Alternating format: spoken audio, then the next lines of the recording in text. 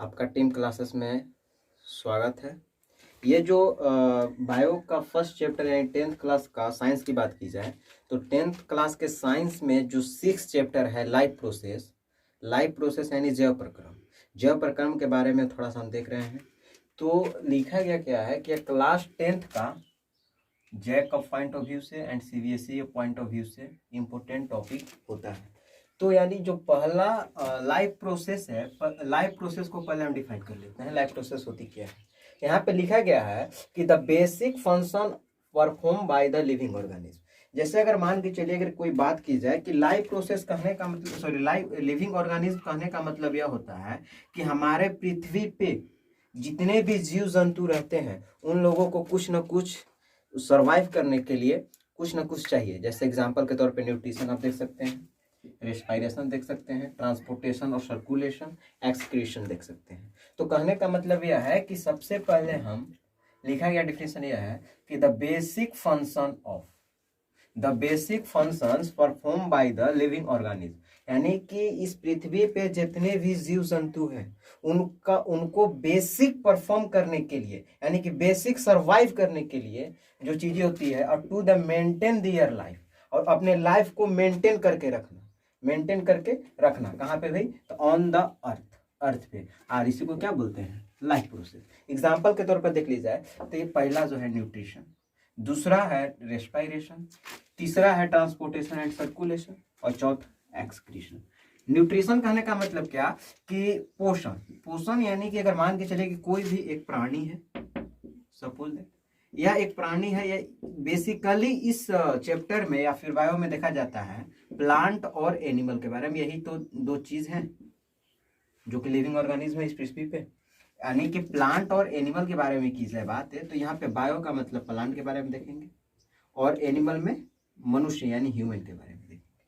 तो यानी इन दोनों को सरवाइव करने के लिए जो चीजें चाहिए, सबसे पहले न्यूट्रिशन यानी कि पोषण, उसके अंदर खाना भी जरूरी है, खाना हो गया। उसके बाद रेस्पिरेशन यानी श्वसन, सांस लेना, इनहेल करना, सांस लेना सांस छोड़ना यानी कि कार्बन डाइऑक्साइड और ऑक्सीजन के माध्यम से।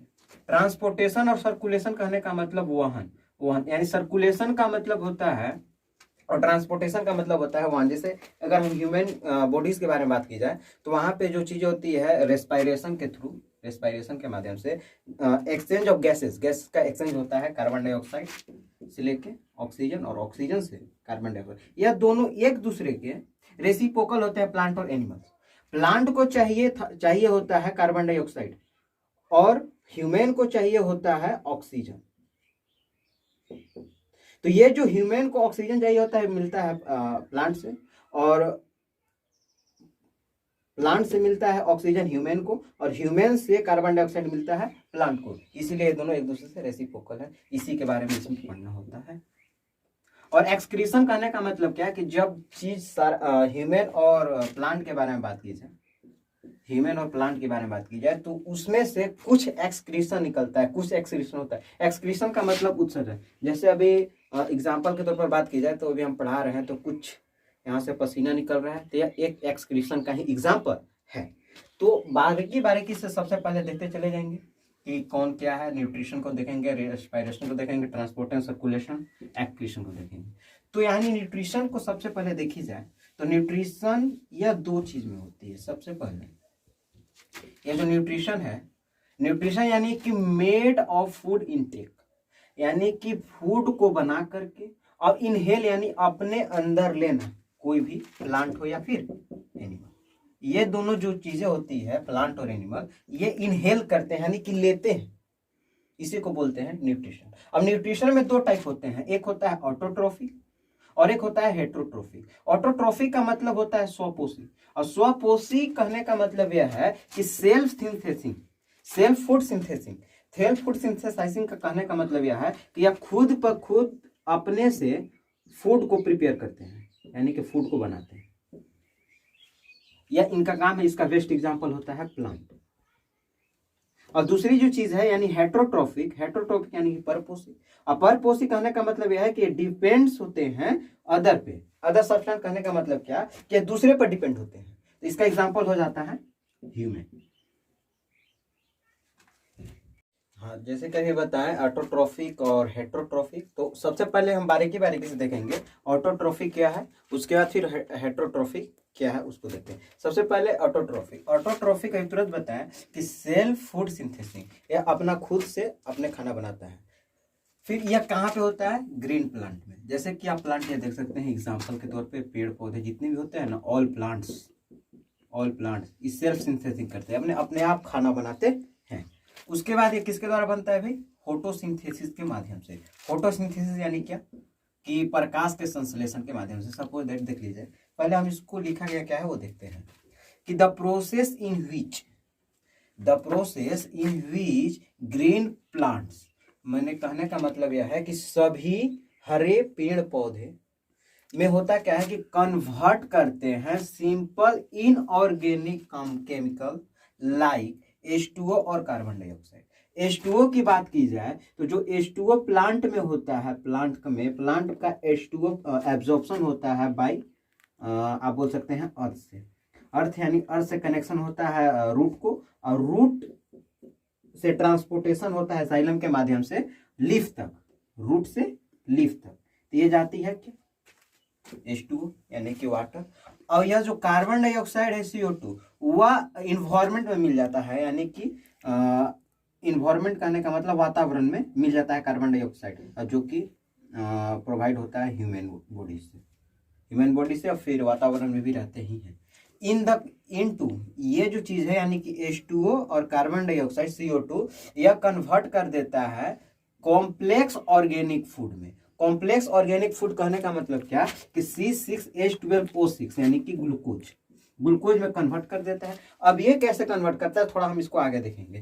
थोड़ा फिर देखिए ये किसके प्रेजेंस में हो रहा है। अब ये जो काम हो रहा है कन्वर्जन का काम हो रहा है H2O और कार्बन डाइऑक्साइड का, किसमें हो गया भाई, कॉम्प्लेक्स ऑर्गेनिक फूड में। तो ये जो कन्वर्ट हो रहा है किसी के प्रेजेंस में होगा ना, तो in the presence of sunlight and chlorophyll. यह जो क्लोरोफिल होता है, क्लोरोफिल प्लांट के लीफ में प्रेजेंट होता है, यही एब्जॉर्प्शन का काम करता है सनलाइट। और सनलाइट जब एब्जॉर्ब कर लिया, एब्जॉर्प्शन का मतलब खींचना, और जब पत्ता में प्रेजेंट होते हैं क्लोरोफिल, अब उसको खींच लिया, और खींचने के दरमियान होता क्या है कि इसी के प्रेजेंस में यहाँ से H2O भी आ गया। H2O कहाँ से है, रूट से। कार्बन डाइऑक्साइड कहाँ से है, इन्वायरमेंट से। यह दोनों आ करके और फिर कॉम्प्लेक्स ऑर्गेनिक यानी फूड में बना दिए। इसको बारीकी से देखेंगे, एक रिएक्शन लिख दिया गया है इसी के अकॉर्डिंग। यानी कि ये जो इनऑर्गेनिक कंपाउंड है CO2, inorganic compound CO2 plus H2 in the presence of sunlight and chlorophyll, जो ये डिफिनेशन डिफाइन किया गया है इसी के इक्वेशन के माध्यम में समझ रहे हैं। तो यहाँ पे यानी कि कार्बन डाइऑक्साइड और H2O वाटर, यह दोनों इनऑर्गेनिक कंपाउंड, या in the presence of sunlight और क्लोरोफिल के माध्यम से रिएक्ट यानी कन्वर्जन हो रहा है। और कन्वर्जन होने के बाद बना रहा है फूड, जो आपका फूड है C6H12O6 यानी कि ग्लूकोज। अब प्लस के साथ बाय प्रोडक्ट के माध्यम से ऑक्सीजन रिलीज हो जाता है, बाहर निकल जाता है बाय प्रोडक्ट ऑफ। तो ये जो रिएक्शन होता है यह 3 स्टेप में होता है। तो बारीकी से हम 3 स्टेप को, ये जो आपके जो ये बनाया पिछला रिएक्शन जो फाइंड हुआ था, CO2 प्लस H2O सनलाइट के प्रेजेंस में बनाया था फूड C6H12O6, यह जो है फूड है, और यह बाय प्रोडक्ट के माध्यम से बाहर निकल गया था। तो ये जो रिएक्शन बनती है, यानी कि ये जो रिएक्ट होता है, कन्वर्जन होता है इनऑर्गेनिक से कॉम्प्लेक्स कंपाउंड में, तो ये 3 स्टेप में होते हैं। तो बारीकी से देखते हैं 3 स्टेप कौन कौन है। तो सबसे पहले absorption of sunlight bye chlorophyll, यानी एब्जॉर्प्शन कहने का मतलब क्या कि जैसे अगर मान ली जाए यह एक कोई प्लांट है, और इस प्लांट के जो लीफ हैं, लीफ यानी पत्ता, इस पत्ता में प्रेजेंट होते हैं क्लोरोफिल। अब क्लोरोफिल का काम होता है एब्जॉर्प्शन का काम करना भाई सनलाइट को। ये जो सूरज दादा है, इनमें से जो लाइटें निकलती है यह एब्जॉर्ब होती है। अब एब्जॉर्ब होने के बाद क्लोरोफिल एब्जॉर्ब कर लिया सनलाइट को। अब सनलाइट को एब्जॉर्ब करने के बाद देखिए आगे क्या होता है। दूसरा स्टेप होता है कि conversion of light energy, light को एब्जॉर्ब किया और इसको कन्वर्ट कर दिया लाइट एनर्जी में। लाइट एनर्जी में कन्वर्ट करने के बाद इनटू केमिकल एनर्जी। अब उसके बाद लाइट एनर्जी को कन्वर्ट कर देता है केमिकल एनर्जी में, यानी रासायनिक ऊर्जा में। And hydrolysis of water. Hydrolysis कहने का मतलब क्या कि हाइड्रोजन, वाटर से हाइड्रोजन और ऑक्सीजन को दूर रखना। दूर रखना यानी कि टूटता है आपस में। जैसे अगर मान के चलिए यह H2O है, अगर इसका ओपन स्ट्रक्चर देखें तो H2+O के माध्यम में टूटता है। यानी कहने का मतलब क्या कि यह जो ऑक्सीजन है, पानी रे पानी तेरा रंग कैसा, H2O यानी कि एक हाइड्रोजन इस पे, एक हाइड्रोजन इस पे। अब यहां से जो है H2O सनलाइट के प्रेजेंस में यह हाइड्रोलिसिस हो रहा है, टूट रहा है। टूटने का मतलब क्या कि ब्रेक होना, ब्रेकडाउन होना। अब ब्रेकडाउन होता है ऑक्सीजन से हाइड्रोजन टूटना स्टार्ट, यानी कि रिमूवल, वहां से रिमूव होते चला जाता है। और यहां से H2 और O2 के प्रेजेंस में जो अगला कन्वर्जन मिलेगा यही मिलता है। तो अब यहाँ पे बातें आई कि यहाँ पे हाइड्रोजन 2, ऑक्सीजन 1, और यहाँ पे जब रिएक्शन बना, रिएक्ट हुआ तो हाइड्रोजन 2 भी ऑक्सीजन भी 2, तो एक ऑक्सीजन आया कहाँ से? तो ऐसा। अब भाई मान के चलिए अब प्लांट में जो है 1 मोल ऑफ वाटर थोड़े होगा, infinite mole of water. Infinite mole of water कहने का मतलब और भी तो H2O होगा। अब यहां से H2 फिर इसका हाइड्रोलिसिस होगा तो यहां से एक ऑक्सीजन फ्री होगा।